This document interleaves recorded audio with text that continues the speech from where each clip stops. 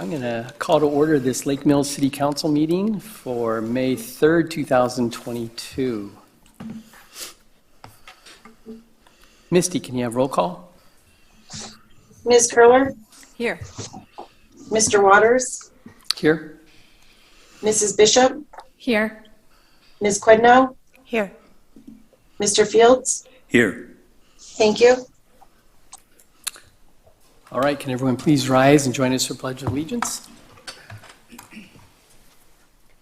I pledge allegiance to the flag of the United States of America and to the republic for which it stands, one nation, under God, indivisible, with liberty and justice for all.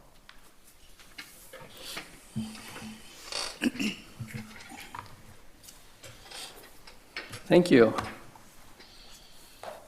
All right, item 4 on the agenda is correction and/or approval of the City Council work session meetings of April 18th and April 19th, 2022, and the regular City Council meeting of April 19th, 2022.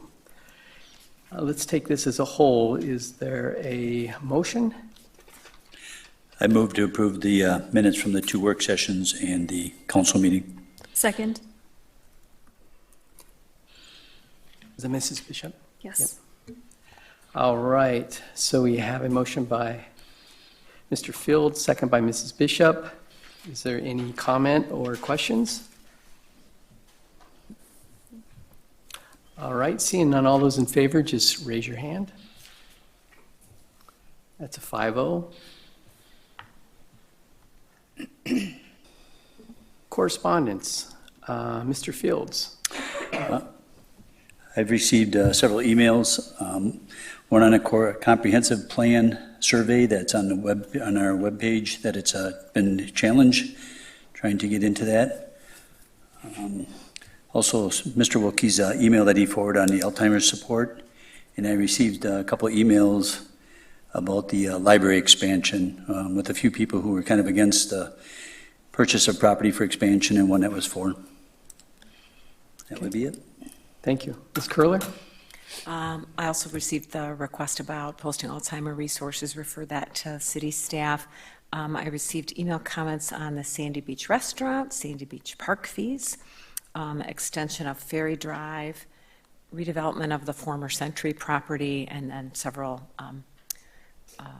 pieces of correspondence regarding the library board special meeting and potential purchase of property for a library expansion.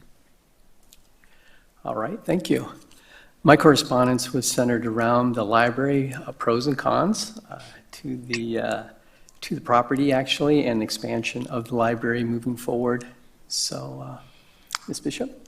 Okay, I had much of the same. I also had correspondence both in support and against acquisition of property for a library expansion. I had multiple correspondence about the comprehensive survey generally, and then specifically some of the drop-down items don't work, which I tried it and it seemed like it worked, so just future notes moving forward when we do surveys. In regard to the survey, comments about distribution and the slow rollout by the city, and also how to get the information to town residents or the people who might want to have a say in the city but maybe don't live here. And I say that and bring that up because my next comments that I got were about including the survey or a link to the survey in the utility bills, which I confirmed at the Plan Commission meeting we are doing. So people are just waiting for that to come out to get that broader distribution. I had correspondence also about the Alzheimer's support group. And Ms. Curler, I had your same email that covered the Sandy Beach restaurant options, the South Ferry Drive expansion, and also including revenue being collected at Sandy Beach and concerns about that lost revenue. So I think that covers all of it. Thank you. Ms. Quidnell? Sorry.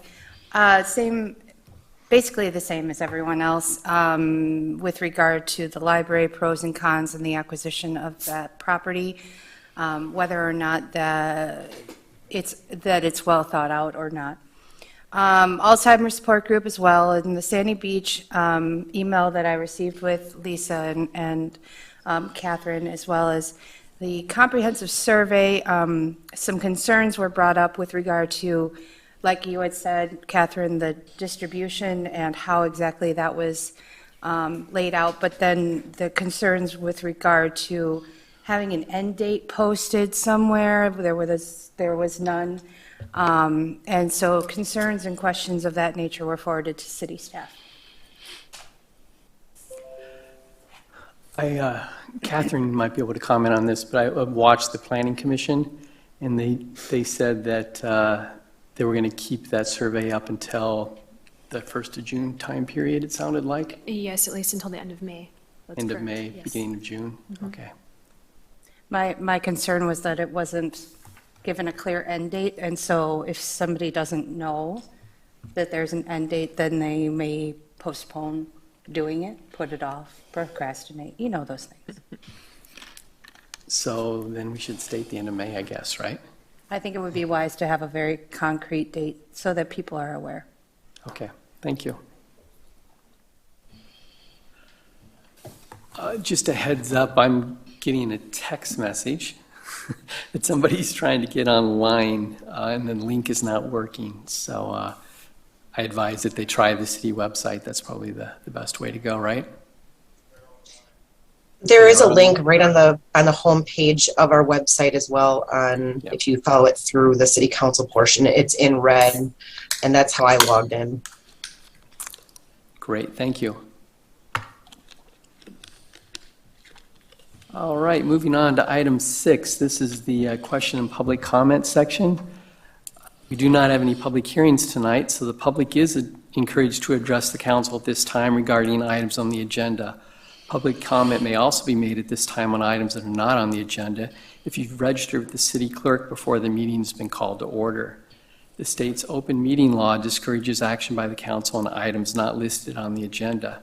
Please keep your comments limited to 3 minutes and state your name and address when starting your comments and fill out the sign-in sheet provided. All right, so the floor is open for public comment.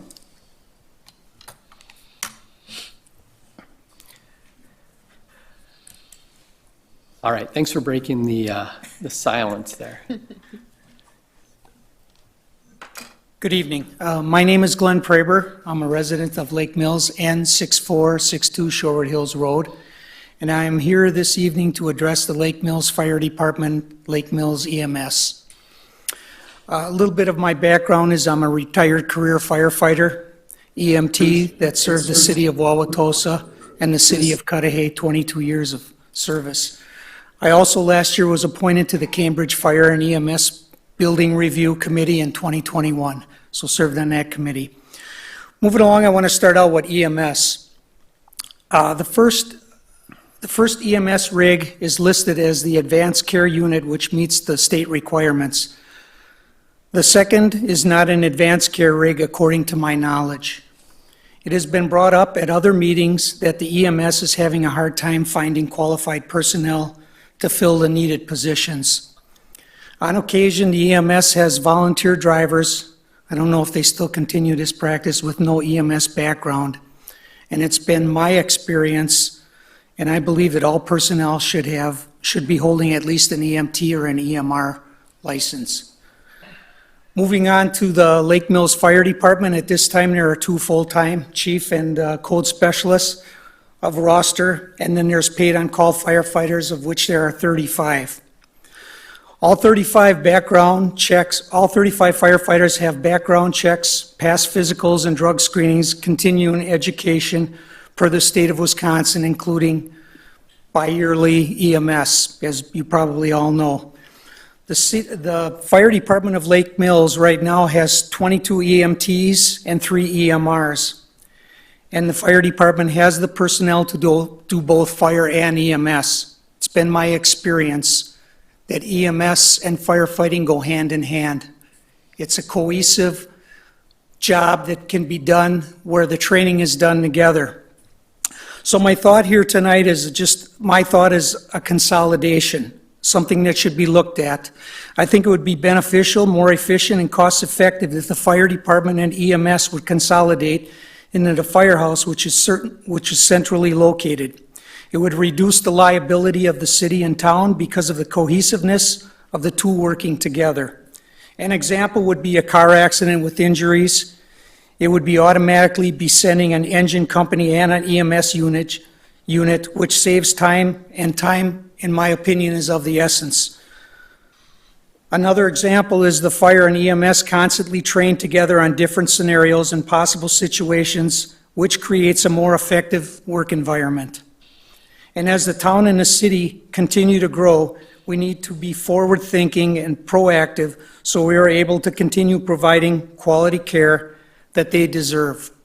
And I think at this time, we're at not that the EMS hasn't done a great job, not that the fire department hasn't done a good job, but I think putting the two together, it's been my experience working for Wauwatosa County grounds, doing EMS, driving paramedic rig. I think that if we combine them, we would have a better quality of service, more efficient. And so I just want to say thank you tonight for your time for listening, and if you have any questions, I'll be around. Any questions? Thank you. All right, thank you.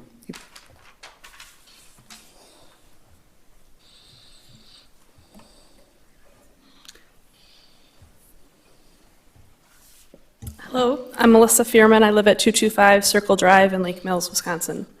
I've spent time thinking about the library expansion. I've contacted my city council members and library board members, and I've looked at the LD Fargo booklet final report on the library website. My concern is that if the city purchases the property at 116 West Madison Street, it will be torn down for library expansion, or it will be left vacant and fall into disrepair and will be torn down. Questions and concerns and comments I have are: there's currently no approved plan for the library expansion. If you purchase the building now, what happens to it? Does it sit vacant and fall into disrepair? If plans do get approved, is the plan to then tear it down? There are other options for the library expansion that were explored that do not require the purchase of the property next door. F2 was one of the most popular options and does not require the tearing down of the property next door. On page 3 of the library final report, the first bullet, that is the public engagement section, is retaining the house to the west of the library was preferred. On page 10 of the document, the overall fit of the library into the neighborhood is preferred. A major part of the charm of our downtown is our historic Norman Rockwell feel. Our library and surrounding homes are a big part of that charm. Will the library expansion even happen? Currently, citizens of Lake Mills are looking at improvements to the wastewater treatment plant, the possibility of a new school. Can or will the citizens be able to support all of these? If you do decide to purchase the home, please preserve it. The library has 2 beautiful homes that surround it that add not only to its character, but to our downtown's character. If you are not going to preserve it, please don't purchase it. Thank you.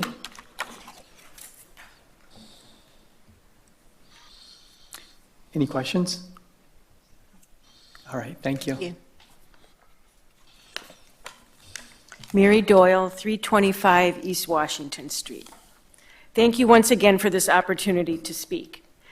I'm here to support preserving the beautiful historical Victorian building located west of the LD Fargo Library, known as the Leverton Law Offices.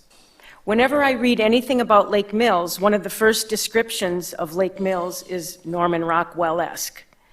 It is the beautiful downtown, its park, its buildings, and its beautiful homes surrounding our community. It is the reason many want to live here. Unfortunately, we are losing these grand structures year by year, along with other significant icons that represent Lake Mills. One was even disposed of, which shocked the community, but thankfully he's been brought back. These structures all represent the history and founders of our community. It's so easy to forget some of the beautiful homes that have been replaced by the post office, Bank of Lake Mills, its parking lot, the home that once stood behind the library, and now the possibility of another. The home once owned by a well-known blacksmith and a Jefferson County sheriff back in 1920 is now up for question and possible demise. Another Victorian home on South Main Street, once owned by Elizabeth Engler, came close to being torn down if once again the city had its way. It is now being renovated and will continue to be a stately home for someone. The sale of the Leverton property to a private citizen is an opportunity for this community's economy and future, and the dream of an entrepreneur. These structures are often a treasure trove of detail and craftsmanship that cannot be replicated. It is part of the aesthetic and cultural history of our community. It's just not right for our city to consider buying it only for it to be possibly torn down for a library expansion. In good conscience, I don't understand how the City Council could be in favor of this. On another topic, last week the Planning Commission so graciously suspended the rules and allowed citizens to speak at the end of their meeting. It is often very difficult to sit through a meeting without a voice. The additional opportunity sent the message that we were respected and our voice mattered to the Commission. I can't help wondering if community members knew they could speak at the end as well after a meeting. There might be more filling the room. I encourage the City Council to consider this. Let's not forget what this community is and what we value. I appreciate you listening. Thank you. Any questions? Thank you. Anyone else? Anybody online want to address the council? This is Tom Beagle. I'd like to. Can you hear me? Yes, Tom, we can hear you. Sorry, I'm operating remote tonight. We can see you even. Yeah, well, I guess. I hope so. Welcome, council members. Tom Beagle, North 6617 Short Hills Road, Lake Mills, Wisconsin. I'd like to discuss a few points tonight about the EMS situation, and I would urge you to watch the EMS portion of our Town of Lake Mills April regular board meeting. There's a sense of frustration amongst the board members with the lack of transparency in the EMS city negotiation process. I would suspect that there's other townships involved as well that are really struggling with this. This is not entirely the fault of the city manager, the city. It seems to me that there's a tug of war between the EMS and the city with options, which is understandable. I want you all to know, well prior to COVID, the county was working on EMS, and I believe some other municipalities were as well, knowing that this big struggle was going to be coming down the pipeline. Obviously, the county has just gone through elections, so things get a little bit delayed with the government process as people are being brought up to speed. But with the few talks that I've had with them, I think that they're going to try to get this EMS topic back on the table by summer. And I think that's going to be great. A couple other notes from our town board meetings, if you haven't watched them in the past. When this all kind of started with the price increase notice from the EMS, we received ours after the city, probably several weeks after. They had $15 per capita scratched out on the sheet that they gave us and had written in $20 per capita for the township. Think of how you would have felt if you were sitting in our shoes. The April meeting was the first time in a long time that the Lake Mills EMS showed up to our regular meeting. Up until that point, the Lake Mills EMS has not even sent the town of Lake Mills an invoice for the services. Up until now, the EMS has not been able to provide us with a plan of operation and basically told us that it's impossible to have one with all the changes. To this day, I do not know what kind of service the town residents are even guaranteed. For some reason, it really feels like we are in second place at the township level right now. When the EMS was asked if they would use firefighter EMTs at our last meeting, they were short on personnel. They struggled to provide a positive input. I'll let you watch it for yourselves. When I brought up that we all need to sit down at the county level, they told us that small townships would lose out. This being said, before anyone has even sat at the table. I'd like to also inform you that at our at our last Wisconsin Towns Association meeting, WTA director said that there are counties moving towards a more unified approach because of the lack of resources.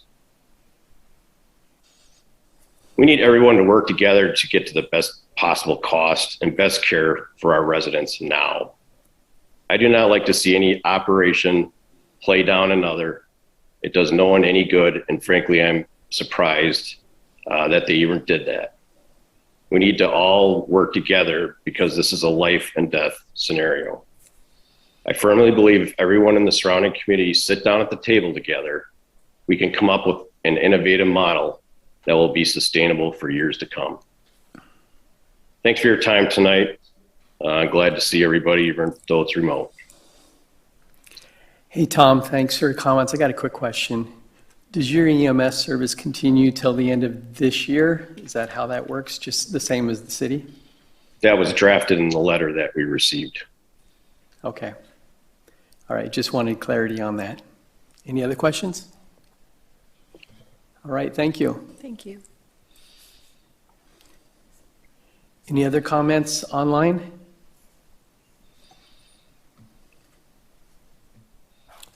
Going once, going twice. That ends our public comment section.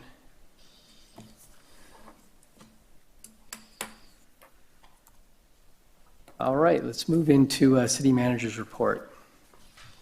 Mr. Wilkie? I've provided you one document that we received from the state Department of Agriculture regarding our historic work as inspectors for underground tanks. The state has taken that all back, and they are coming and collecting all the records and taking that program back, so we won't be receiving any funds for that in the future, and they provided us that notice. So that's all I have, unless there are any questions. Yes. So Steve, maybe just to clarify, so we used to receive funds from the state, but then we had to contract to have that work done, right? So now we won't get the money, but we also won't have the work to do. That's correct. Thanks. Any other questions? All right, thank you. Item 8 is Councilmember Board Reports and acceptance of minutes from Plan Commission of March 22nd, 2022, and the Joint Rock Lake Committee of March 10th, 2022. Any comment or additional comment from council members? I'll comment on the Plan Commission. This is, I'm trying to do the math here, outdated by one meeting since we also had one in April. Right. The Plan Commission at each of the last two meetings has been working on the comprehensive plan, taking in survey feedback. Also, you see in this meeting minutes here that we took in information about the ghost sign restoration project. And at the subsequent meeting in April, which I guess you'll see at the next meeting for the minutes, we did pass a motion to designate the ghost sign as public art per our ordinances. So that'll be coming to council soon. No, actually it won't be. So the Plan Okay. Commission can designate items as public art if they so choose. And so that's what we did. So what will happen though is now the ghost sign, I don't know if any of you have seen the pictures that were in the Plan Commission meeting, but it's the Fisher sign on the side of that building.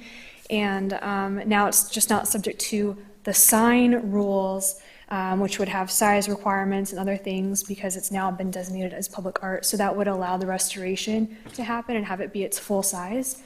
So that's the impact of that designation by the Plan Commission. Okay. Any other questions or comment? Seeing none, we'll accept these into our records. Also, I wanted to point out that in our last meeting, there was a Public Works Board of March 8th, 2022 that still needed to be approved. So let's make sure we get that on our next agenda. All right, council business.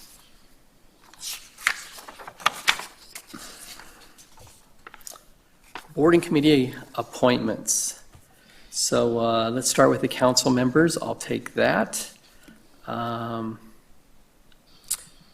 So need a motion to approve these after I get through reading them. The appointments of the council members to the Planning Commission is Catherine Bishop, Public Works Board, Lisa Curler, Parks Board, Steve Fields, Library Board, Michelle Quidnow, and Economic Development Commission, Greg Waters. Can I get a motion for that? I'll make a motion to approve the appointments as read by the council president. I'll second. It's a motion by Ms. Curler, second by Ms. Quidnow. Any discussion? Let's go ahead and go with a roll call, Misty. Mr. Waters? Aye? Mrs. Bishop? Aye. Ms. Quidnow? Aye. Mr. Fields? Aye. Ms. Curler? Aye. Motion passed 5-0. Thank you. The next is a city resident appointed to different boards, commissions, whatever else we have out there. Boards, committees, commissions. Why don't we take this as a whole? I'll go ahead and have Misty read through these. These are appointments that mostly are reappointments, but there's some new appointments here that I made to fill out these committees. So Misty, can you read through those? Plan Commission, Steve Holman and Ryan Grady. Public Works Board, Mark Picard. Parks Board, Timothy Sprecher. Library Board, Sean Bowling, Thomas Bud Skupnowitz.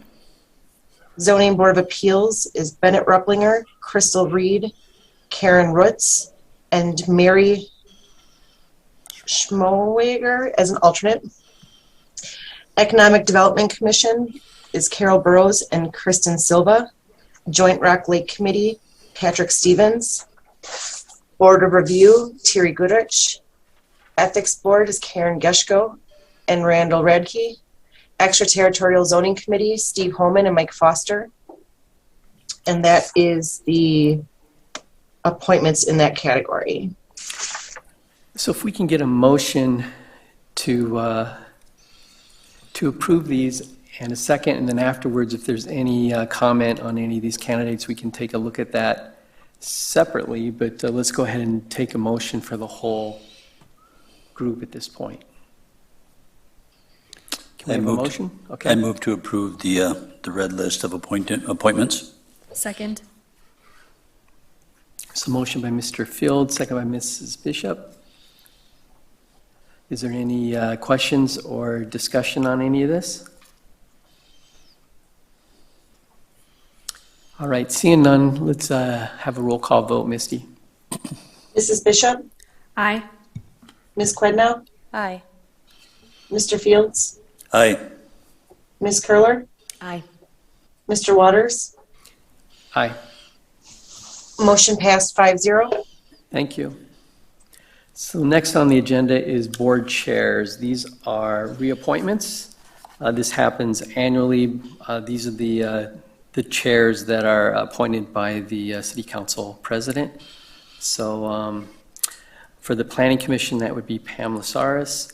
And for the Parks Board, William, also known as Bill, I'm going to mispronounce this. Say it again.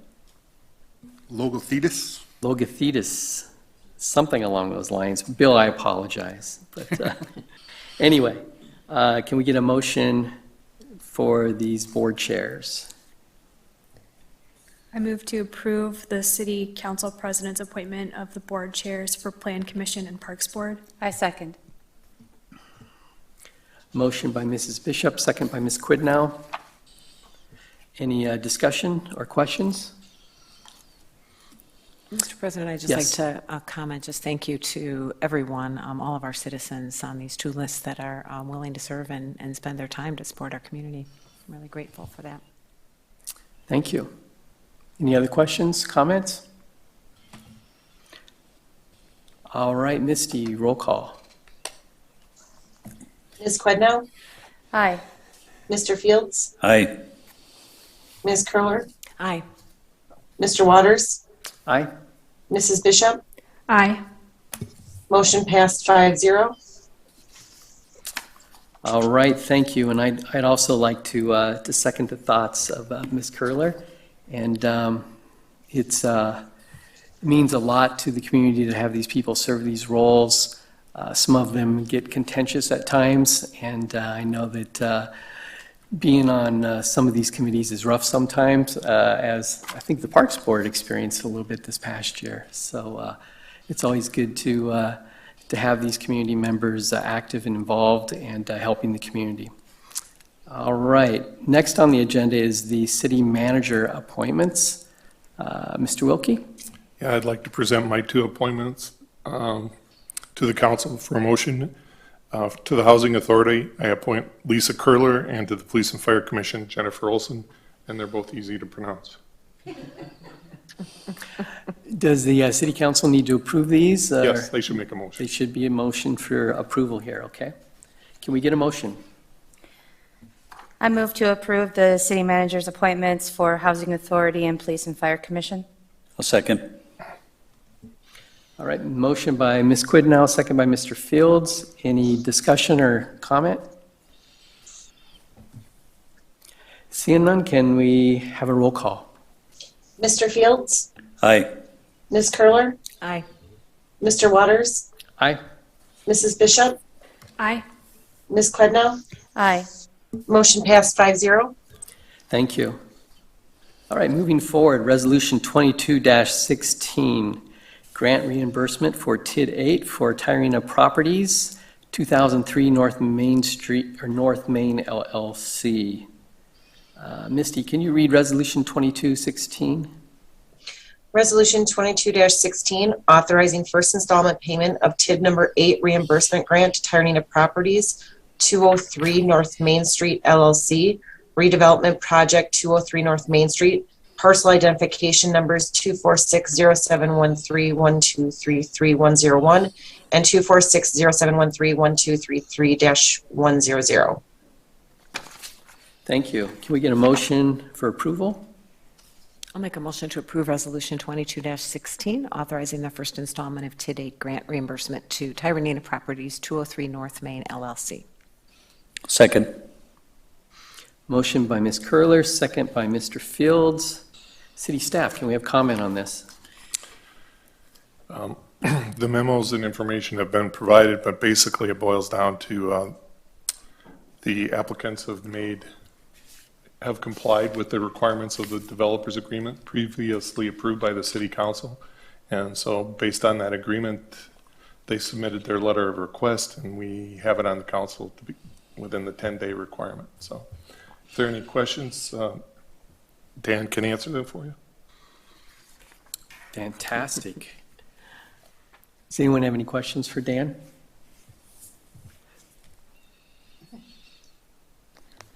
Oh, shouldn't have done that. Sorry, Mr. Drescher. I'm ready, it's okay. Okay, it shouldn't be too hard. In one of your whereases here, you have the two conditions under which the money will be dispersed. The first condition is 10 days after the first council meeting following execution or issuance of the building permit. So my question is, has the building permit been issued? Yes, Okay, thank you. and that was changed. There are a couple of like Scrivener errors, drafting changes that were made after you guys saw the original agreement. That was added language, and I specifically added it because the building permit had been issued back in February. They didn't execute until March, so, late March. So just to clarify and make sure that it was known that based on that agreement, the TID payment was available basically at that time. I just wanted to kind of chisel that a little bit. Other than that, there were no substantive changes to the document that you previously approved. Okay, thank you for clarifying. You're very welcome. Any other questions, comment? All right, seeing none, let's move to a roll call. Misty? Ms. Curler? Aye. Mr. Waters? Aye. Mrs. Bishop? Aye. Ms. Quidnow? Aye. Mr. Fields? Aye. Motion passed 5-0. Thank you. Next on the agenda is Resolution 2217, initial resolution authorizing 5,500 general obligation bonds for street improvement projects. For clarity, is it 5,500 or 505,000? 505,000, thank you. Yep. Misty, can you read the resolution? Resolution number 22-17, initial resolution authorizing $505,000 general obligation bonds for street improvement projects. All right. Can we get a motion to approve? I move to approve Resolution Number 22-17, initial resolution authorizing $505,000 for the street improvement projects. I'll second. Motion by Ms. Quidnow, second by Mr. Fields. City staff comment?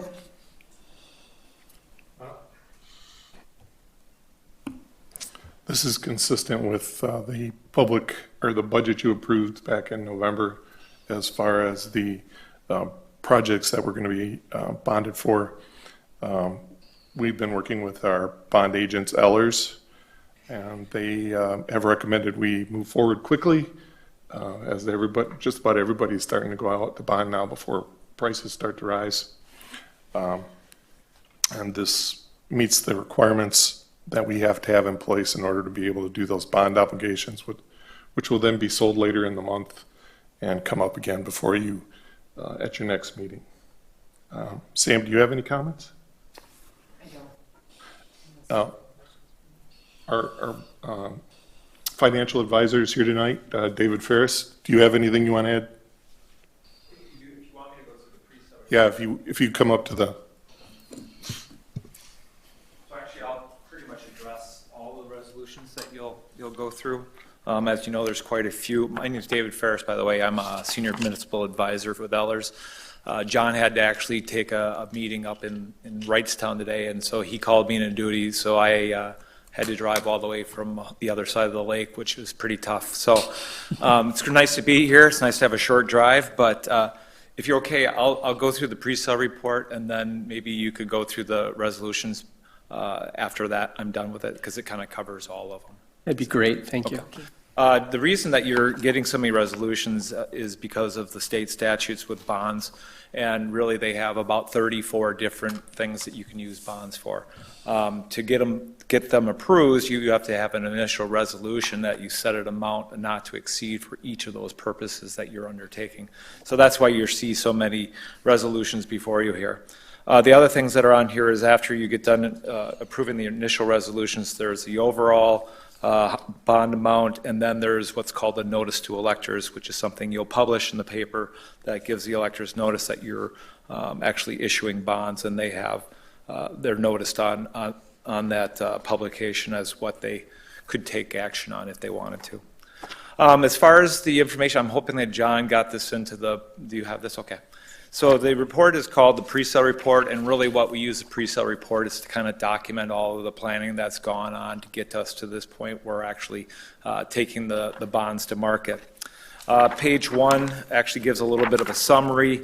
We're saying we're going to go to the market with $1.8 million of general obligation corporate purpose bonds, and the purpose of these are to fund basically your Oak Street project, which has storm sewer, sidewalks, and some water, I believe. There's also a compost site, a land acquisition, new fire truck, and so it looks like some playground equipment that will also be funded with these bonds. As far as down in the authority section on page 1, it talks about your debt limit. Debt limit is calculated by taking all the taxable property in the city and multiplying it by 5%. So at any one time right now, based on your equalized value, you could have $21 million of debt out there. You're at 61% of that limit. We tell our clients that we'd like to have you stay below 75% to leave that other 25% for emergency purposes, so you're well within that. The next item is term and call feature. Well, really on this one, the call feature is the most important part of this. So out in May 1st on 2030, you'll have the ability to call all the maturities that come due after that. So it doesn't have to be in May 1 of 2030, but that's the first time that you can do it for anything that matures after that. On page 2 is the rating. We'll actually have a call with S&P to talk about the financial condition of the city, talk about some of the development that might be going on, and have, basically make them feel comfortable with that AA- rating that you've had, which is a good rating for the city. The method of sale, it will be a competitive bid, which means that we'll give local, regional, and national underwriters a chance to bid in your bonds. The more bidders we get, the better the rate we'll end up getting, save you some money on the interest. Let's see, going to go on to page 4. The only thing really on here is, there's a real small portion of the bonds that is paid by water utility revenues. And the only thing that we have to tell you about is that if the water utility for some reason didn't have the revenues, that you'd have to levy a tax for that. But I don't think that that's an issue at this point as far as the revenues being available. Your service providers is Quarles and Brady is your bond counsel, Bond Trust Service is your paying agent, and then, like I said, Standard & Poor's is your rating agency. Page 5 is the calendar of events. I'm here to present the pre-sale report today. We'll have a call with city staff to go over what's called the official statement, which is a document that goes out to the underwriters to decide how they're going to bid on your bonds. And then we'll end up having that rating call with S&P. We'll distribute that official statement to the underwriters. On June 7th, we'll take bids, and that award will be brought to the City Council to approve on June 7th. June 23rd is when you'll get your money to start paying for your projects. And then just to quickly go through the schedules, page, there's no page on this one, so the one that has the estimated capital financing, just talking about the yellow column, you can see the projects that you're going to undertake for the project costs. There's some issuance costs that are related to municipal advisor, bond counsel, rating, paying agent that you have, and then there's an amount called the discount, which is what the underwriter uses to actually compensate themselves during that day of the sale. And if they want to win your bid, typically they reduce that amount. A little bit of interest and some rounding to get to an even $5,000 amount gets us to the size of the issue that we'd like to take to the market next month. On page, this one says... The red column? What's that? There's a yellow column and a red column? You can't see that?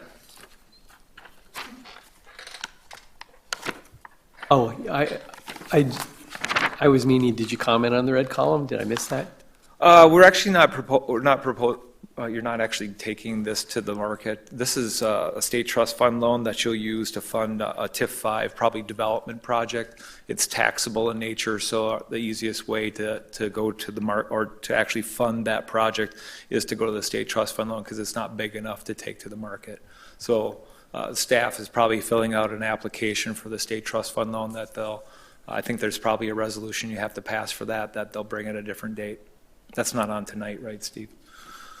Okay. So that'll be a different one. And the reason it's not going in with this is because it's taxable. So it probably has something to do with the development agreement that you have with a developer, or there's some guarantees involved. So that's why it can't be financed with tax-exempt debt. Thank you. Okay. The next page is just a breakout of how the specific purposes that you'll approve with the resolutions get paid at this point. The page after that is really how we solve the tax rate. And as I was talking to John and I take a look at how the tax rate flows, you really kind of want to see that tax rate go feather down as you go through time because it gives you flexibility to do projects in the future. And you have a blip out in 2026, which is really related to a bank note that has a balloon payment.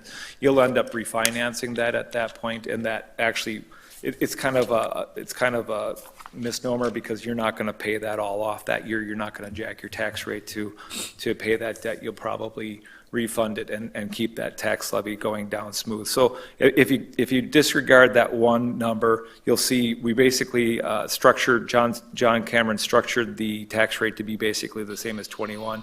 You probably didn't borrow last year for something tax related, so your levy went down a little bit, but he structured it back to that tax rate that you have just to try to keep the tax rate stable. And then as you can see, it feathers back down. Any questions on that?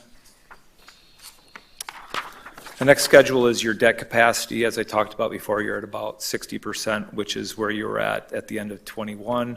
So at the end of 22, you'll be basically at the same number as far as your percentage of your debt limit that you're using.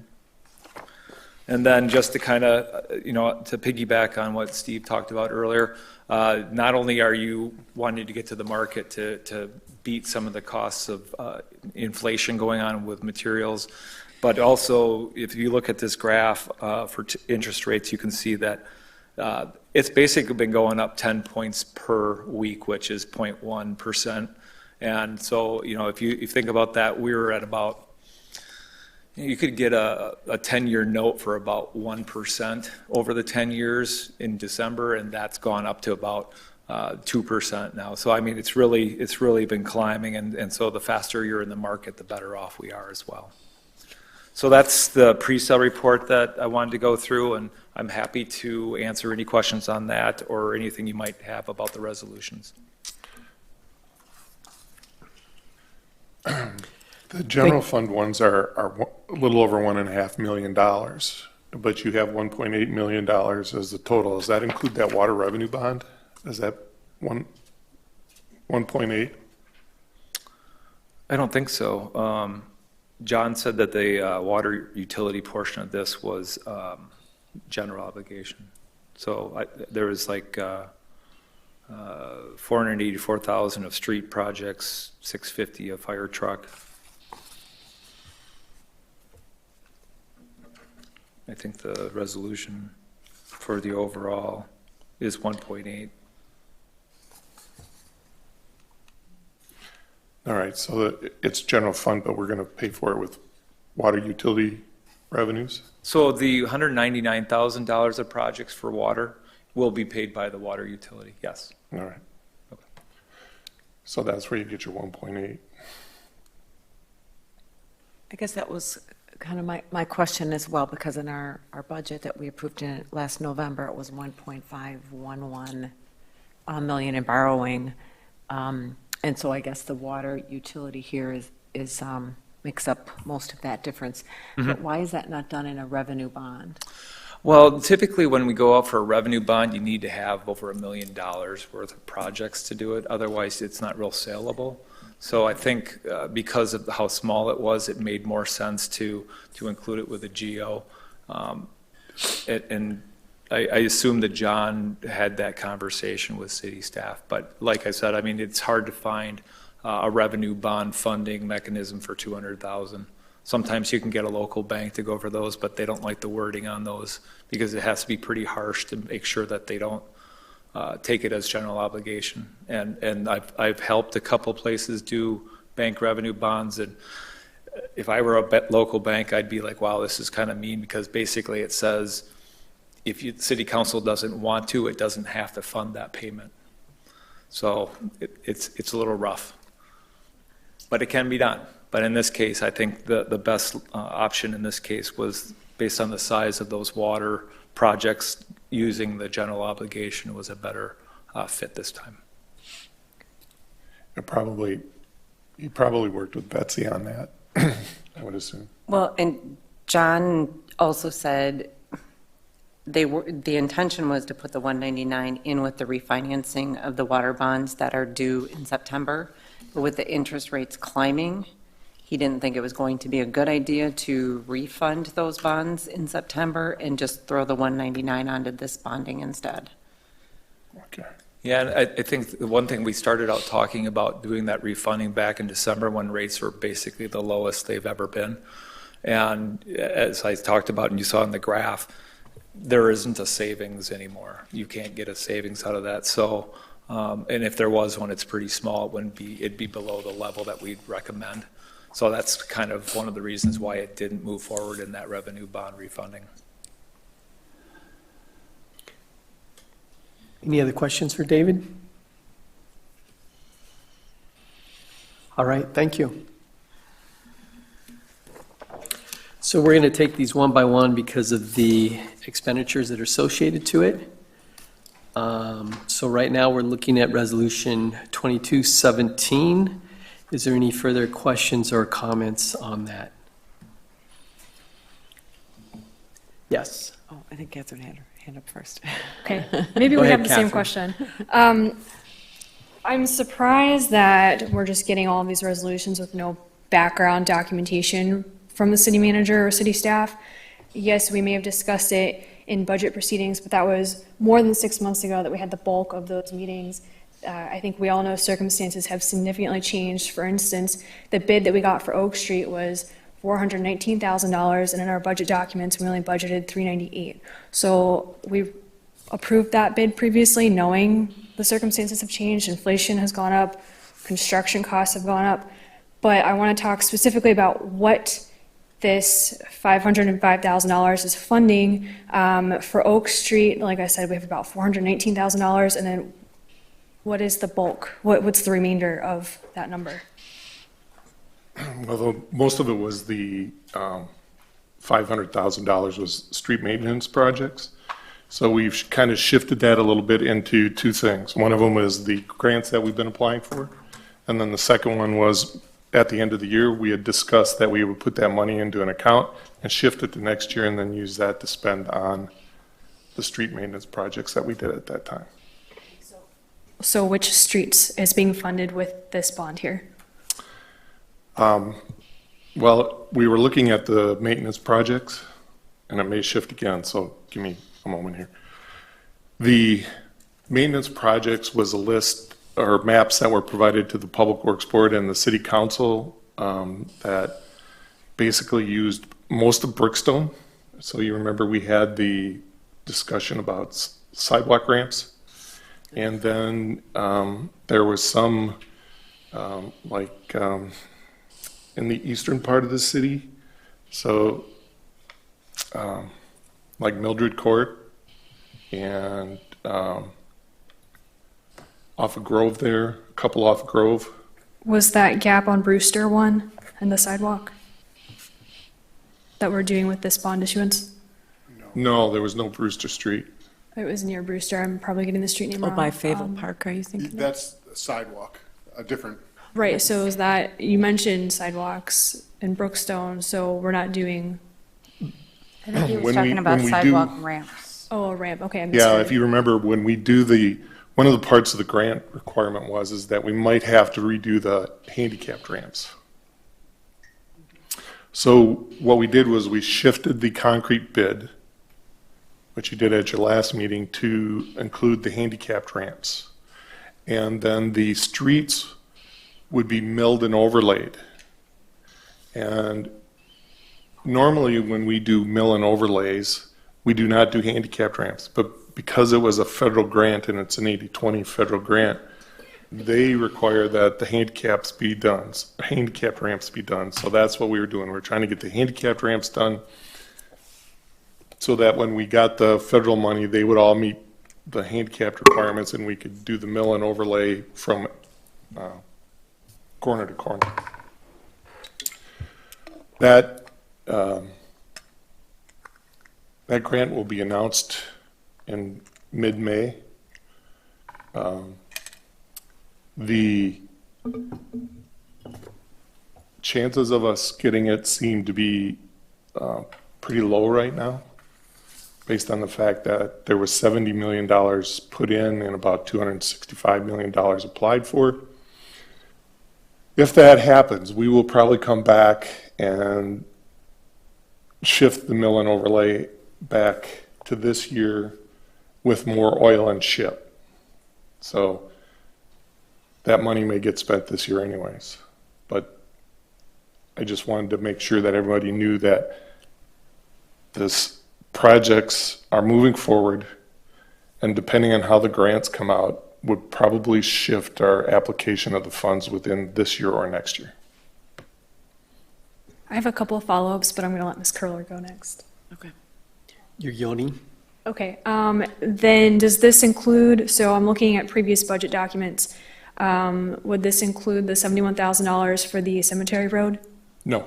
Okay, and it does not appear to include some of the monies required for equipment like the new truck and the backhoe and skid steer?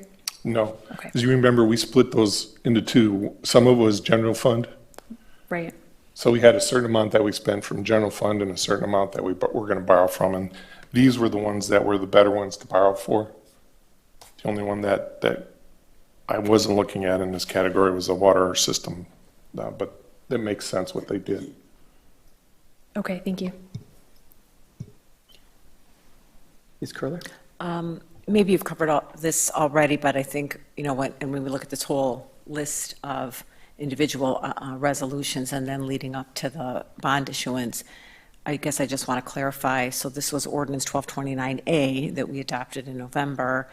So that's the capital budget, right? And that was where I was referencing the 1.511 million. Right. Was the authorized borrowing for that. So I think, maybe each of us in our own ways just trying to understand the difference between the 1.511 million and the 1.8 million. Why is it appears to be more borrowing than what we had approved? Some of it has to do with the water resolution, and then, like Catherine already mentioned, some of the projects have been more expensive than originally anticipated. So, I think it was the Parks one was 72, and I think they've added some to that. And then the fire truck one was 650, if I remember right, and it's 685 now. I do think that $25,000 of that was some other equipment that was budgeted, but the truck was a little bit more expensive than anticipated. So it's a little bit higher. I think that's why it says equipment for the fire department rather than a truck for the fire department, because there was some equipment. If you remember, we bought some PPE. PPE. Mm-hmm.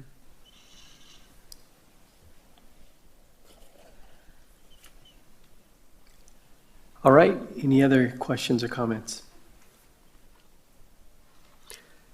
All right, for clarity,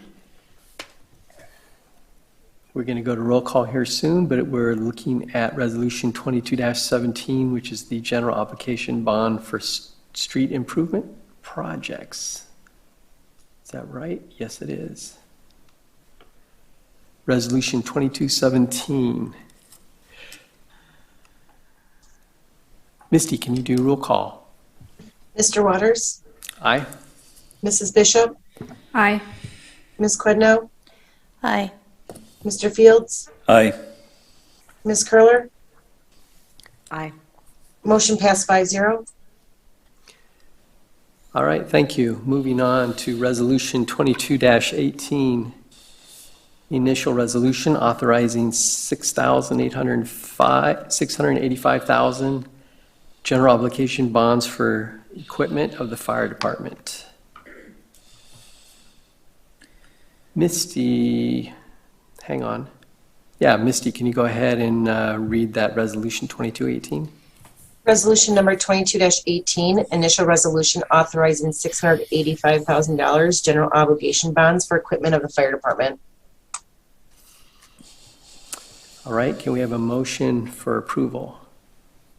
I move to approve resolution number 22-18, initial resolution authorizing $685,000 of general obligation funds for equipment for the fire department. Second. Motion by Ms. Quidnow, second by Ms. Curler. City staff comment? It's pretty consistent with what I already said. It's a large truck and then some PPE. Any questions, comments? Ms. Bishop? So this goes back to wanting more documentation on what we're spending money on. We said the cost for trucks has increased since we first budgeted $650,000. I don't see a bid that supports the new dollar amount. Also, we had talked about possibly purchasing a new truck or PPE with ARPA funds. I don't recall exactly how much of those funds are left. But where I'm coming down on is I'm having a hard time reconciling spending $685,000 on a vehicle where we're going to be paying for it for 20 years and the vehicle is going to last maybe 10 and the equipment is going to last less than that, even probably a couple of years depending on what the equipment is. So I'm having a hard time going and getting a bond for this one just with the type of equipment we'd be buying and how long it's actually going to last versus what we're paying for. Additionally, just to throw in here, we haven't discussed if EMS is going to go under the fire department. Would it be better to redirect that money toward EMS equipment as opposed to a new fire truck? I don't know. So that's another consideration that I have, again, because we haven't had those conversations about what's actually going to happen with the fire department.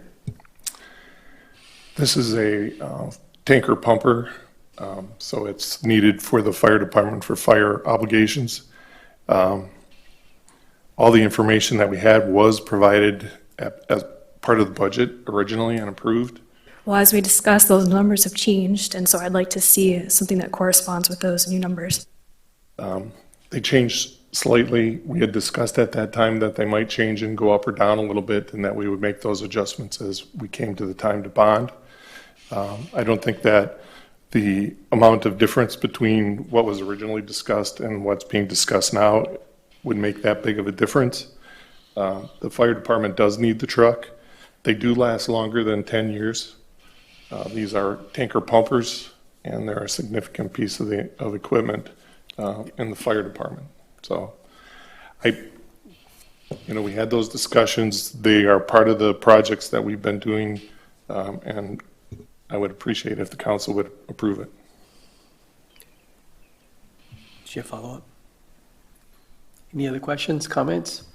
I guess I'd just like to comment to kind of follow up on Mrs. Bishop's concerns. I think it would have been helpful with each of these items, or maybe a summary memo for all of them, to understand why, what the history was, remind us of the budget that we approved, and then explaining why the numbers are different for each. I think it would just be helpful for us and for the community to understand, what's different here. Having said that, I'm reluctantly, I guess, in support of this, because we did authorize it, and I think we anticipated some cost increase, and it is something that our fire department needs. Can I ask a clarifying question? Correct. Is this to replace a current truck, or are we giving them additional equipment because we're seeing the need for it? No, it's a replacement. Were we able to sell the old one? We haven't tried yet. It'll take us quite a bit of time before we get the new truck. So based on what I'm hearing from you, we may be able to recuperate a portion of the bond through the sale of the current equipment that we own. That's correct. At some point in time, we might get some money. It's generally not significant, but we try and get some. But let's be clear, that money doesn't reduce the amount of borrowing that we've just had. It goes back, if we sell the truck, it goes back to the general fund for other uses. We're not going to pay down the principal, and in fact, I don't think we can until 2030. That's correct. Any other questions, comments? All right, so this is Resolution 22-18, General Obligation Bond for Equipment of the Fire Department. Misty, roll call vote? Mrs. Bishop? No. Ms. Quidno? No. Mr. Fields? Yes. Ms. Curler? Aye. Mr. Waters? Aye. Motion passed 3-2. All right, next on the agenda is Resolution 2219, initial resolution authorizing 85,000 general obligation bonds for park and public grounds projects. Misty, can you read Resolution 2219? Resolution number 22-19, initial resolution authorizing $85,000 general obligation bonds for parks and public grounds projects. I move to approve resolution number 22-19, initial resolution authorizing 85,000 of general obligation funds for parks and public grounds projects. Second. Motion by Ms. Quidnow, second by Mr. Fields. Any additional comment from staff? This is the base. This is the base that goes under the new playground equipment at Bartles Beach. So the amount has gone up from what was originally 50,000 to 85. 82 was the amount that we approved in the budget. The original amount was the amount of the playground equipment provided by the Rotary. So $50,000 worth of equipment was provided by Rotary. And then the base that goes under it is the rest of it. And that was in the budget. Ms. Curler? Do we have any information to indicate whether there might be further donations that would reduce the need for borrowing the entire $85,000? At this point, I do not. Yep. Ms. Bishop? So I actually had to go back and watch the meeting where the council accepted these $50,000 for the new playground equipment at Bartles Beach. And the 82, now 85,000 being proposed was for a very specific type of underlay for the playground. I don't remember exactly what it's called, but it's basically a rubber, like a poured rubber format.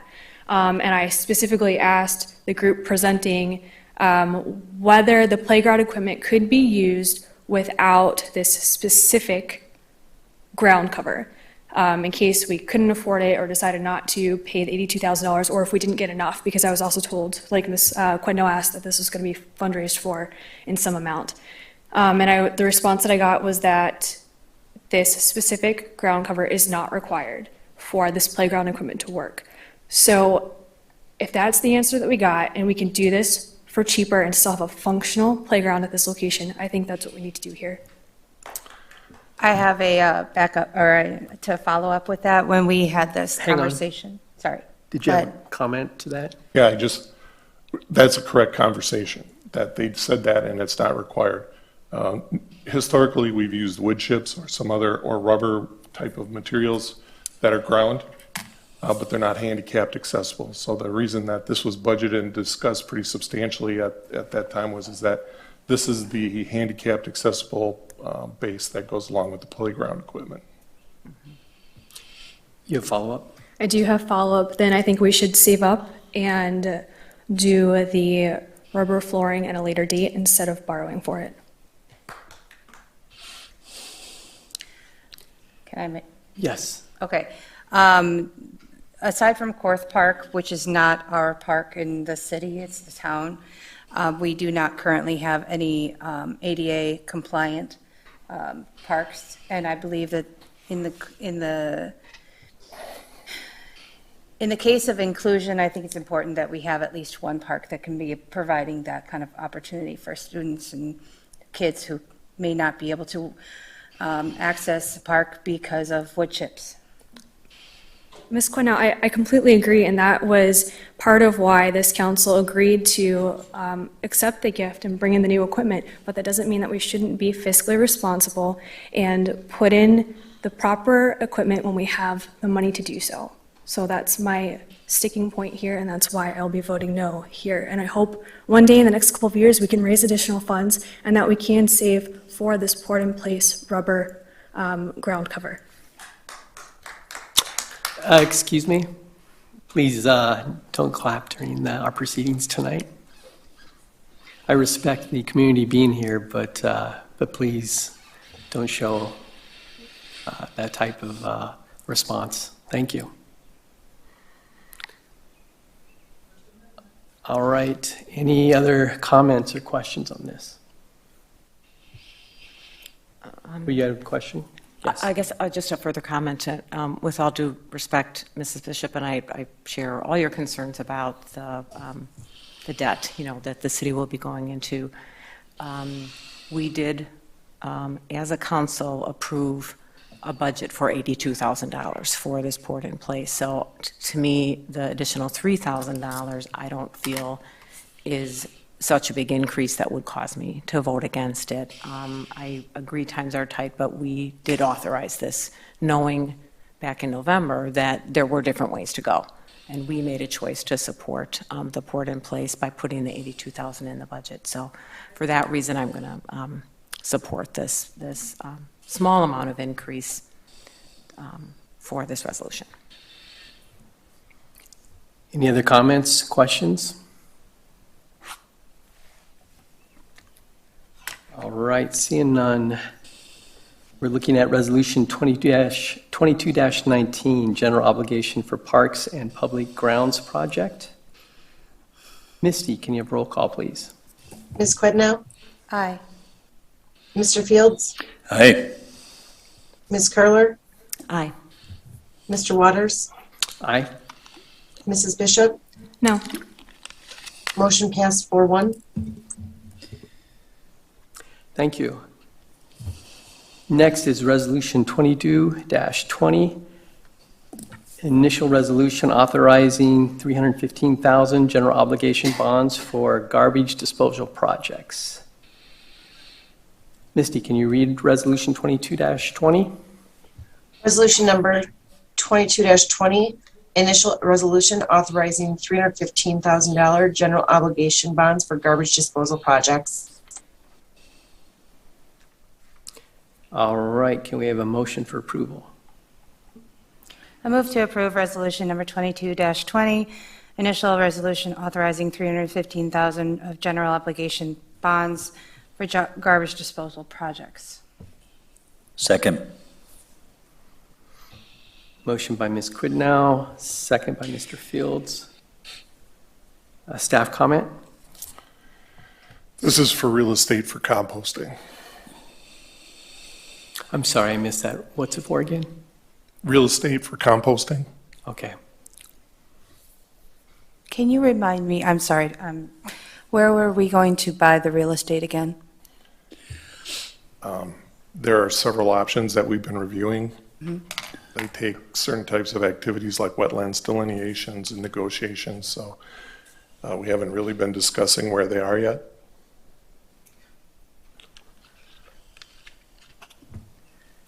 Ms. Curler? What would be, or what do you anticipate the timeline? Because I guess I'm wondering, I know we authorized $300,000 in the 2022 capital budget for this purpose, but I'm wondering if it's needed now, or if we can delay on this item.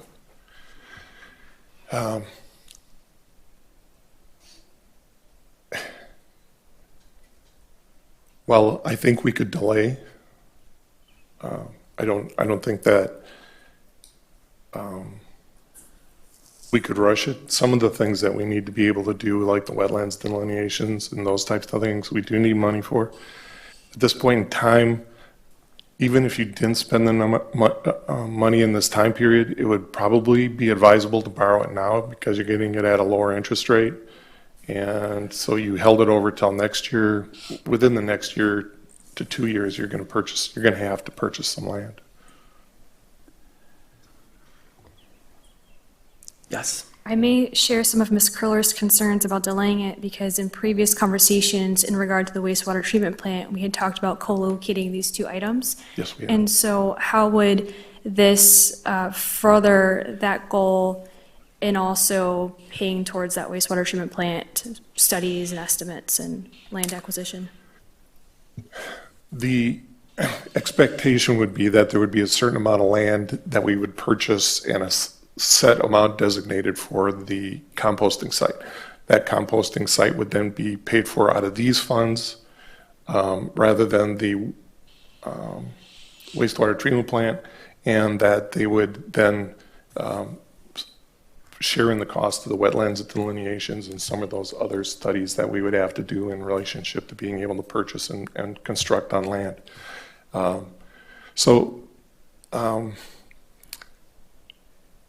We have kind of designated some sites for the wastewater treatment plant. We do have a preferred one. We are strongly working towards that.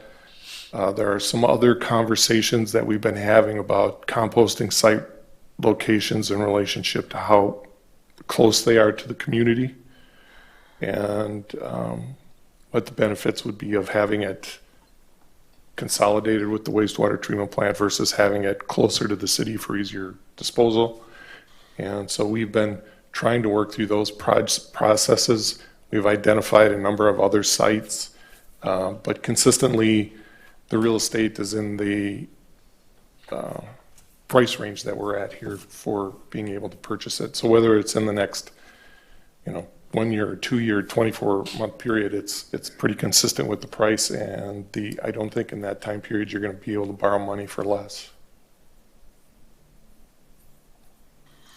You have follow-up? Yep. Is there a difference between the general obligation bond here for composting versus the majority of the wastewater treatment plant, which I think would be revenue bonds, and that's also a reason for a split here? Yes.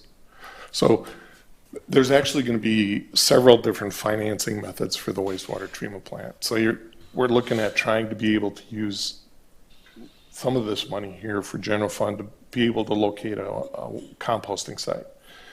When you buy the land in a larger tract, hopefully you get a better price. So, and as long as you're buying land and you're doing all the studies, hopefully that reduces some of the cost of being able to purchase. You also have what we are looking at as a larger tract because we have been historically designating money out of the impact fees to be able to buy real estate to do land application. And so there's several $100,000 worth of impact fees that we could use to be able to help purchase some land there. Excuse me. And then the rest of it would be grants and loans and revenues, a revenue bond. Ms. Quidnell? I had a question, and I'm sorry, I think I've got to think about how I want to phrase it. All right. Any other questions or comments? I guess one other question, I guess I just want to clarify if this is for compost site, that's yard waste, right? It's organic material? We use it for land waste. You could use it for more.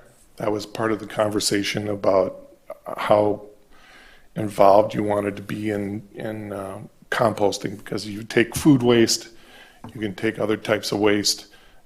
We primarily historically have done yard waste. It's not as high a quality of compost as you might get with the other ones. There's also a lot of places take their yard waste and mix it with a little bit of sludge from the wastewater treatment plant. And that generates a much better compost. So there's some advantages for them to being together. Well, and I guess one of the reasons I asked is I guess I feel the phrase garbage disposal in the resolution is maybe a little bit confusing and misleading to our community, that it's not really about garbage disposal. It really is about whether we want to call it yard waste disposal or compost site or something like that. And I just wonder if it would be appropriate to amend the resolution just to be clear about what the money is for. We were clear on what we were doing with it when we talked with bond agents. They have to slide it into the statutory language that's required. This qualifies under that statutory requirement, so that's why they selected this. It's not like we didn't talk to them about it. Okay, and again, I just want to make sure, because that's different phrasing than is used in the pre-sale report, and then we've had in our line item in the budget, and so I just want to make sure there's no mix-up, on what the purpose of the money is. There's sometimes that the statutory language just trumps everything else, and that's what happened in this case. Okay. Could it be modified in the description where it's be it resolved near the end where it is indicating the paying of the cost of garbage and/or waste removal projects as opposed to garbage disposal? Because often, including myself, I'm like wondering about the garbage disposal in my house. So I wanted to make sure that that's clear for everyone who may be reading this. Well, I think like Steve said, there's specific. You may want to step up to talk about that. As Steve said, there are specific statutory items that bonds can be used for, and this is just something that includes those items. But you have, based on bond council's resolutions, that's the way it has to be stated. So it's confusing on what you're talking about, but if you don't specifically use what the purpose is that is in the statutes, it's not a eligible use. It's weird, I agree, but that's the statute. You have to use the purpose that is in the statutes. There's 34 of them, and that has to be approved that way. So based on this conversation, it sounds like in the resolution, we have garbage disposal projects, which is a statutorily approved purpose for borrowing, yet We know it's going to be used for composting. Is composting further delineated in the statutes? According to the bond council, they said that that qualifies under that purpose. Okay, thank you. Otherwise, we wouldn't be here today doing that. Thank you for that clarification. Yep.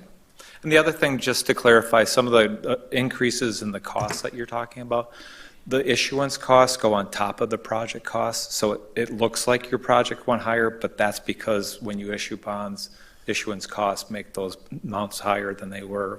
So the listing of the projects is actually what you've been talking about, so that's why it's a little bigger. You follow up? Go ahead. Yeah, in thinking about this and, wondering, the purchase of the land without a plan seems a little concerning to me. I understand that at this time, we're at a place where it might be advantageous for us to use bonds to purchase this land because it's at a lower interest rate. But oftentimes, we're running into the problem where we're buying or we're paying for things and with the idea that there's a plan that's coming. I feel uncomfortable with spending the amount of money that is listed here without a plan. It just seems like that would be the logical thing if we could have an idea, a definite idea that yes, in fact, we are going to be doing the compost site with the area that is around the wastewater treatment plant, because that would be convenient if what you're saying is true about using the sludge, which grosses me out, but let's move on. The idea that there's going to be that possibility, I would not want to take out a $315,000 loan, no matter what the interest rate might be, knowing that I would be accruing more debt just because of it, of having it. To me, it seems irresponsible to pay for something this large without a plan. Yes, Mrs. Bishop. I think this goes now to both Ms. Curler's and Ms. Quidnow's concerns, as well as mine. Is it possible to table this resolution until the next meeting so we can get an update on the wastewater treatment plant? And then if we need to, also an executive session that discusses the actual land options so we know exactly what we're looking at and what this money would be going toward? Is that going to screw up the bond issuance? And then realizing that we have a resolution at the end of this to publish notice for all of these.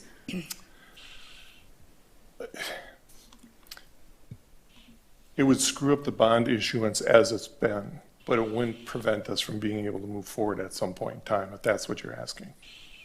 Do we have an estimate, and maybe Mr. Ferris could help us, of if we were to go to the next meeting to discuss this additional item and get additional information, how much further would that push this back? So that 30-day notice to the electors would have to go out after that initial resolution is passed then. Okay, thank you. Just as I need to understand this myself. I'm not bond counsel for the city. I'm your attorney, but we get outside counsel for this specifically. I do have a question. If this was removed tonight and by resolution, everything else was moving forward, that wouldn't interfere with a 30-day notice going out tonight in accordance with the original plan. Yeah, so you could actually not approve one of the purposes and the rest of the bond issue would go forward. You wouldn't be able to reinsert that in. However, you'd have to probably find another way to fund it. You'd probably go to the bank or the state trust fund loan again to do that purpose if you decided to move forward with it at that date. Otherwise, you could approve any of the resolutions tonight and not do that one. And you would just, these are all not to exceed resolutions as it is. So even if you approve the 1.8 million, if we pull that purpose out, we're not going to sell 1.8 million. So we could keep the final resolution as written because we would not be exceeding it. Right. Is that what I'm hearing you Right. say? Okay.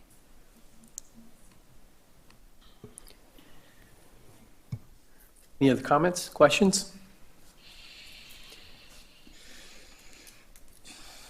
So hearing no tabling at this point, moving forward with Resolution 22-20, General Obligation Bond for Garbage Disposal Projects. Misty, roll call. Mr. Fields? Aye. Ms. Curler? No. Mr. Waters? No. Mrs. Bishop? No. Ms. Quidnow? No. Motion fails. Thank you. Next on the docket is Resolution 22-21, initial resolution authorizing $210,000 general obligation bond for water systems projects. Misty, can you read Resolution 22-21? Resolution number 22-21, initial resolution authorizing $210,000 general obligation bonds for water system projects.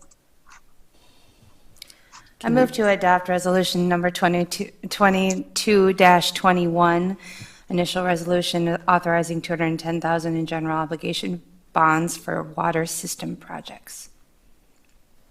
A second. Motion by Ms. Quidnow, second by Ms. Curler. And by the way, Ms. Quidnow, thank you for keeping the meeting moving forward. City comment. This is the water main that's going in on Oak Street, so it's part of the bid project that was done earlier.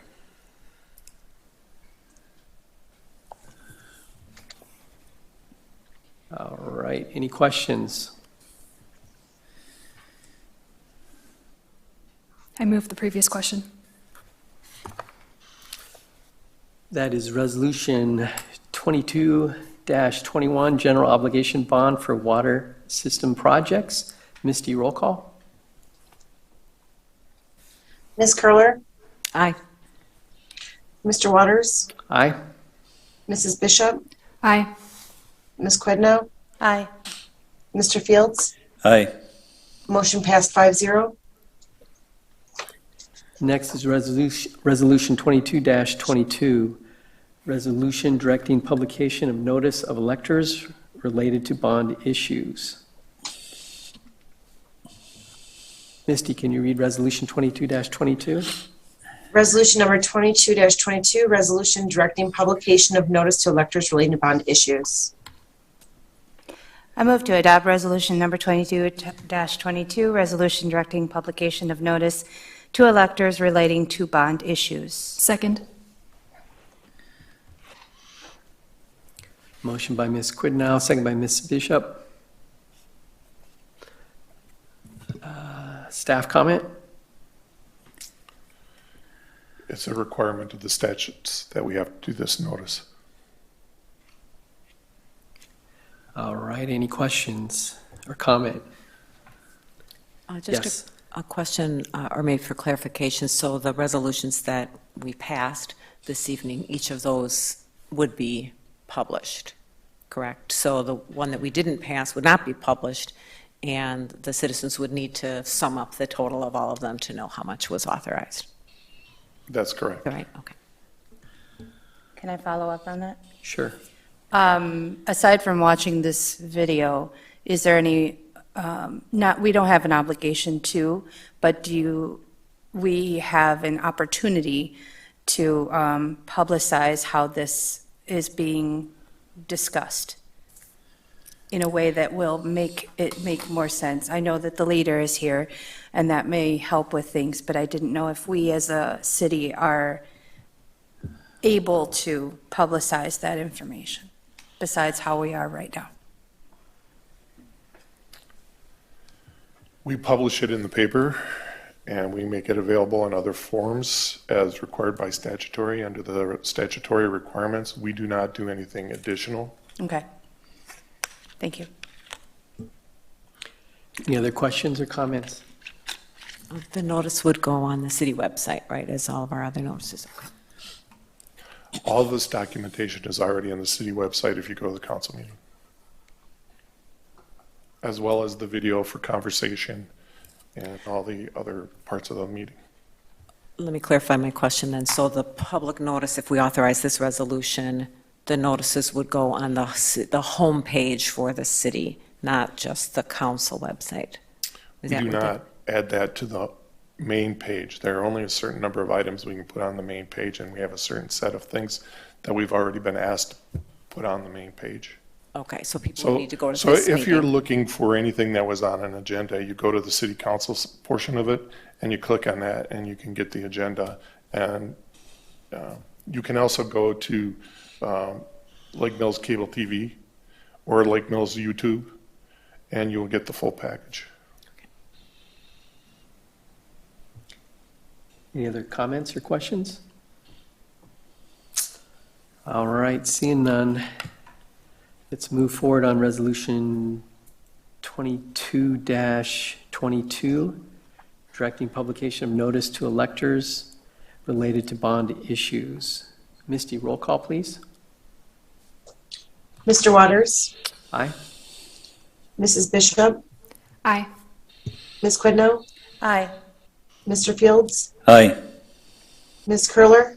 Aye. Motion passed 5-0. Thank you. Next is Resolution 22-23, resolution providing for the sale of not to exceed 1.8 million general obligation corporate purpose bonds, Series 2022A. Misty, can you read Resolution 22-23? Resolution number 22-23, resolution providing for the sale of not to exceed $1,800,000 general obligation corporate purpose bonds, Series 2022A. I move to adopt resolution number 22-23, resolution providing for the sale of not to exceed $1,800,000 general obligation corporate purpose bonds, Series 2022A. Second. Motion by Ms. Quidnow, second by Mr. Fields. Staff comment. Another statutory requirement that goes along with all the bonds that you've already approved tonight. So it's a whole package. Okay. Comments, questions? I would move. Everyone's thinking the same thing. Yeah. Sorry, I should have waited to be recognized. I'm sorry. Line item veto. Yes, okay. Mrs. Bishop? Go ahead. I move to strike line item D, $315,000 for garbage disposal projects and then to rename line E as line D. I second.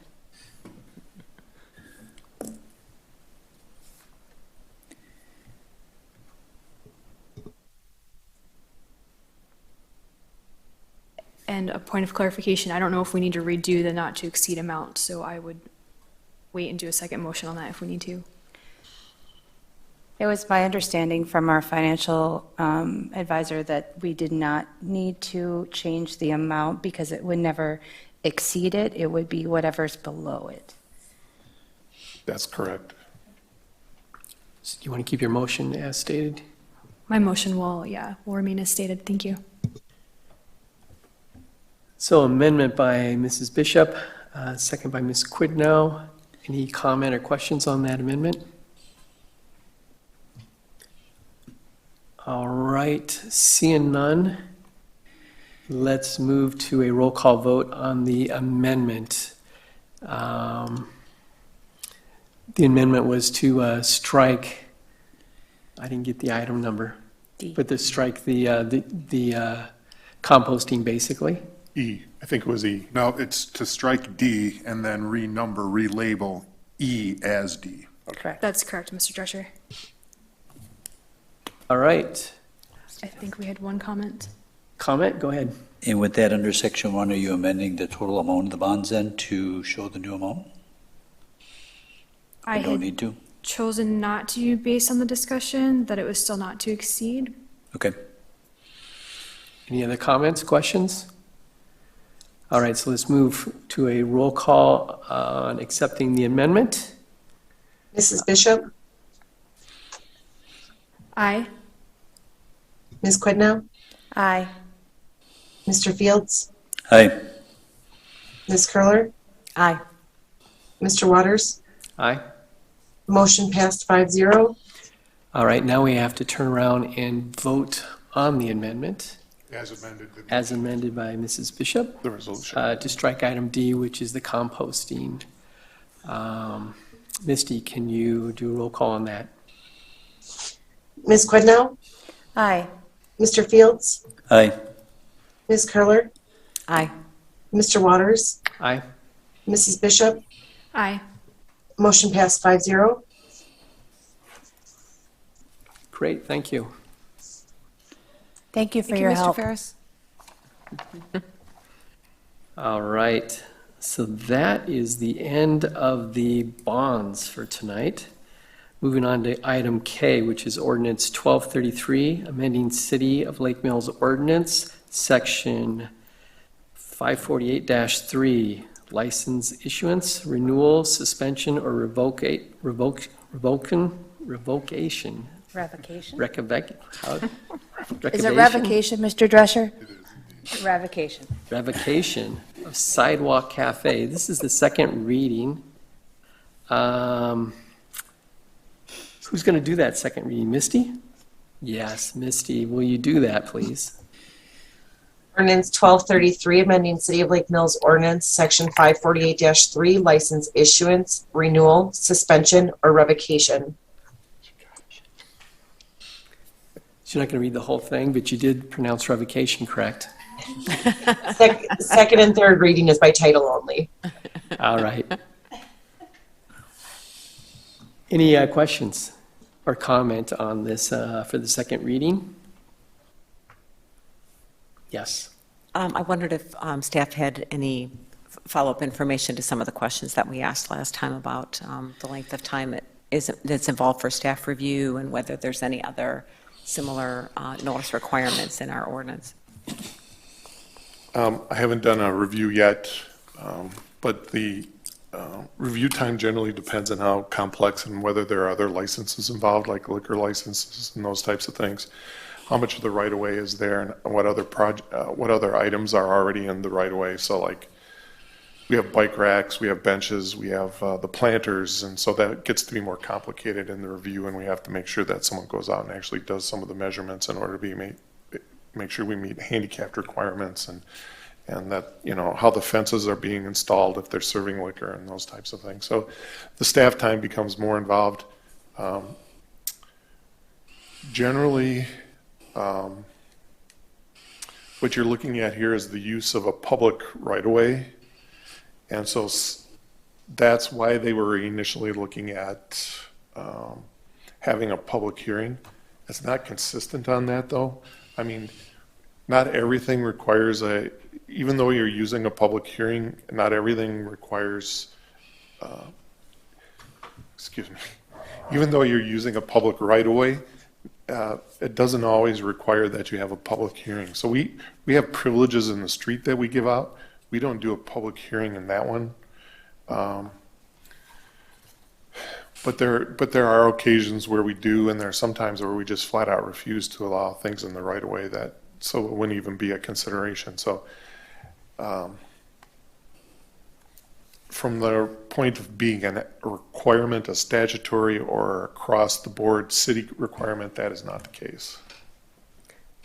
But I think that the fee was historically held at the level for advertising for the public hearing, and it didn't really take into consideration all the other activities that go along with the issuance.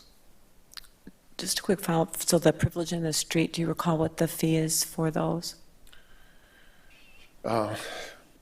Historically, we make them pay for the publication and the review of the application. So a lot of times, the last one I remember clearly was City Hall when they added that handicapped ramp onto the east side of the building there on Church Street. They had to submit all the documents. They had to be evaluated for whether they were, the grade met handicapped, whether the width met handicapped, whether the landing space met handicapped, whether the hand railings were appropriate, whether the amount of remaining space for the sidewalk met ADA requirements. So there were a lot of conditions that had to be evaluated. Sometimes we've had, I'm trying to think, that 3D sign that went on Pottery Place that was on East Lake Street here for a while. Oh, a frame. Yeah. Carriage walks, we don't even, they notify us, we don't even run them through through a privilege in the street because it's flat, doesn't do anything. Mailboxes, so if you want to put in a fancy mailbox, you're not gonna get it. There's a standard for how the mailbox has to be done, and that's the way it goes. Now, we've done some historic handicapped ramps in some areas. The one I think of is on Mulberry Street there, just north of the Fargo Mansion. We allowed them to put that one back in. The most significant requirement that was out of the historic, that didn't meet the historic requirements was they had to put in handicapped handrails on that ramp or those set of steps. But because they did that, we required them to do a privilege in the street. And they had to pay whatever review cost it was. It wasn't very much though. Any other questions? Down over here. Go ahead, Ms. Quidnow. I am seeking clarification because I just wanted to, it's the teacher in me, but in Section 3 and Section 4, I'm noticing that there may have been a typo or a formatting concern. And so just bringing attention to the fact that there seems to be, and it might be, I don't think it's my screen because I'm looking at it through Granicus. It just appears like there's some missing spaces. So is that something that can be fixed? Or do I need to amend to fix it? I think it's literally the justification of the document, and then Is it it? appears that way. Okay. I think so, only because Mr. Dresch and I had that same conversation about something Yeah, else, so I It think, looks like council and representative in section 3 and Yes. V and provisions in section 4. I'm certain that's just justification, but I'll look at it. Okay. And that's mere Scrivener's error. You wouldn't need to amend to address that. Right, and as well as Section 5 under publication as provided. Thank you. thank you, Ms. Cornell. Any other questions or comments? Yes. I was just going to add a little bit to our conversation before we, work on this at the next meeting. But I did a little bit of research online, just looking to see what do other communities do, and certainly by no means exhaustive research, but with a handful of other Wisconsin communities I looked at, I didn't find another one that does the Class 1 notice, so for whatever that's worth, but they do have a permit or a license procedure, and the costs really vary. So I think, as Catherine pointed out, we're still retaining a city council review and approval, so there would be that public input opportunity there.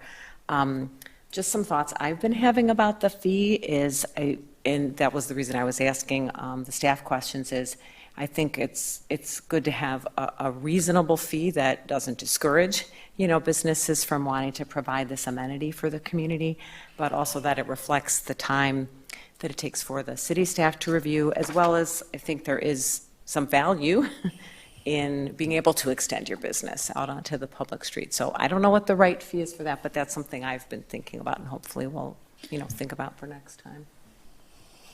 Just if I may, Ms. Curler, to address a couple of those things, the Class 1 notice that you pointed out is not required by Wisconsin statute, so that's why you probably didn't find it, and Yeah. that's my reason really for removing it. It's not required elsewhere, and to streamline that process for Yeah. business owners. Yeah. And then also the fee, having it be reduced a little bit, I really do hope that it encourages other business owners who might not have considered this before to expand out into the sidewalk. I think that would be really cool for our community to have more businesses do that if they wanted to. So again, just some of my reasoning, but thank you for researching that and for your additional comments on it. Any other comments, questions? All right, so that was the second reading of Ordinance 1233. We'll have the third reading at our next meeting, and we'll have a vote at that time on the ordinance. So next on the agenda is recommendation for future agendas. Floor is open. Yes. Just want to share with the council that I've been working with our HR director and attorney on updating the performance review policy. And so I've got a memo that I've drafted that I'd like to have at the next meeting that just kind of summarizes our thoughts on how we'd like to approach revising it, and then get the rest of your input on that before then we dive in to actually do the revision. I'm also be interested in your input on the timing of, do we want to ideally try to have it adopted and in place before we hire the new city manager so they know what to expect, or at least maybe have a draft version out so that they know what to expect. But that's one of the things that I'll be interested in your feedback on as well. Thank So you. this for would be a tak- discussion item on Okay. the performance review policy. I was going to say thank you for taking the initiative on that. Sure. Yes, Mr. Fields. I know Chief Yandere, when he spoke to us, the new ambulance is supposed to be arriving sometime late April, beginning of May. Do we want to consider maybe taking a field trip over there and touring it when it shows up in town here to tour one of our local businesses? Being it might be there for a little bit until we decide if we're putting it into service. Because that would be a quorum then if we did that. Oh, because it's down It's higher in. Yep, it's right here in town. Right. Yeah, it sounds like a good activity. What time frame was that again? Well, I know Chief Yandere said it was going to come in probably towards the end of April, beginning of May sometime, so it should be shortly here. Okay. So you can reach out to Chief and find out Chief Yandere, what's going on there. All right, any other items? Yes? I have 4, and it's just rounding up previous 4? comments, yes, but no surprises start to with the anybody first here. one? Okay. We can. All right. First, and probably most important, based on immediance, is EMS. I know Mr. Fields had asked for that previously, and we had it on the agenda for one meeting, but I'd like to see frequent updates and have an update at each meeting. So the next one is one I've brought up before, but figuring out joint sessions with some of our other boards and commissions to really be interactive with them and start getting some of their feedback, and not just, That's on EMS or other issues? moving on, this is my second one, so not EMS. Okay, So Plan Commission, I know, has some personnel there, have asked specifically to try to meet with City Council, and sure, we can meet one-on-one, but to have a joint session might be helpful, especially as we move forward in that comprehensive plan process. And then I'll specifically call out School Board too, maybe later in the year, and as we get closer to budget, having a joint session with them might be beneficial for this council. My third item is the Bayberry. That is an item that the Plan Commission passed a resolution on, and it needs to come up for City Council review and approval or denial. And my fourth is I'd previously asked for a water quality report from the city, and I thought that was, maybe we could do it in conjunction with the PFOAs that we were going to get. I don't know when that study is coming back, so that may be too long to wait, but a report on the water quality and what is being done in the city to mitigate water quality issues. are you talking PFAS? Yeah, PFOAs, PFASs, the Ps. One of the acronyms. PFAS is down the road, so I think we want to have a meeting before that. I would like to, Okay. yeah, if that report is going to be further down the road, then I would like to talk about water quality more generally. Yeah, PFAS is way down the road. Okay, PFAS. that's what I thought, yeah. We're shooting for mid-June Okay, on that report. They have started working on it, but it hasn't hit the top of the priority list just yet, so, but they thought mid-June. Can I add one more thing? Yeah, first, Bayberry, was that going back to Planning Commission? Yeah, that's going to go back to Planning Commission. They provided some additional documents in relationship to their fire drive requirements, their fire suppression requirements, and their stormwater requirements. And they didn't meet the requirements, so we've asked them to continue to work on the documents and try and have them ready. We asked them to have them ready for this Plan Commission meeting. They didn't get it done, so we're hoping that they can have them done for the June Plan Commission meeting. We've been working with Pete Weston. I don't know if he's hired an engineer yet. So they're trying to get to the point where they can provide us the information on what size the stormwater detention basin is, what the grades on the site are, how the, what is it called? Anyways, where the fire truck's set for fire suppression in the area, the fire lane, and then the size of the water main that has to come in.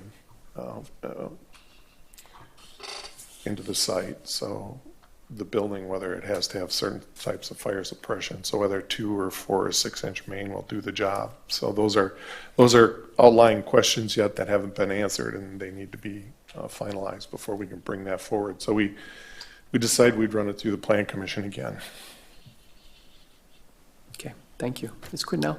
I would like to continue the conversation about the Rock Lake Activity Center and how it, the acquisition of it and what other things go into that decision, just to continue the conversation.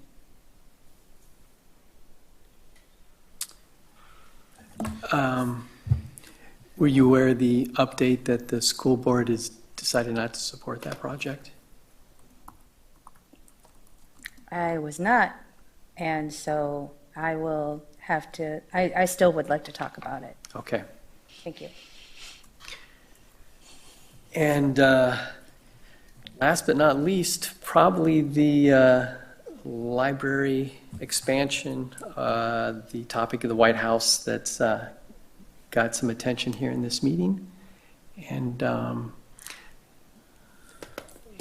bring that to council. I think there was a very generous offer that was made by a community-minded person that approached the city first, and it's something that's on the docket that we need to review. So, all right. Anything else?